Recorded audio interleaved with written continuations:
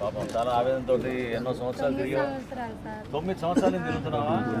9 సంవత్సరాల నుంచి సార్.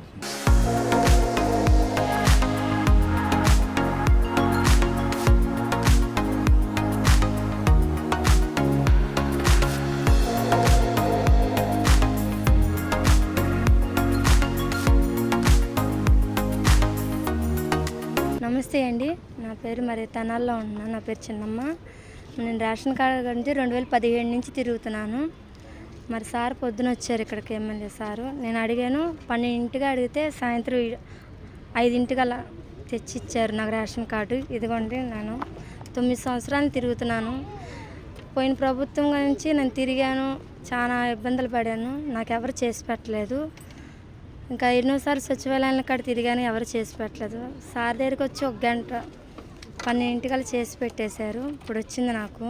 ఆయన దయ వల్ల చాలా సంతోషంగా ఉంది. నా కష్టం ఉంది, నా ఇది చాలా సంతోషం. 9 నెలలు నా బాధ, 9 సంవత్సరాలు నా బాధ అవన్నీ తీరినాయి. నేను ఇళ్ళల్లో పనికి వెళ్తాను, ఇళ్ళల్లో పనులకి వెళ్ళి చేసుకుంటాను. మా ఆయన వాటిల్లో పనులకి వెళ్తారు. నాకు 2 ఆడపిల్లలు. అసలు ప్రభుత్వం నుంచి ఏమీ రాలేదు, ఏమీ ఉన్న ప్రభుత్వంలో నుంచి కూడా మాకేమీ రాలేదండి.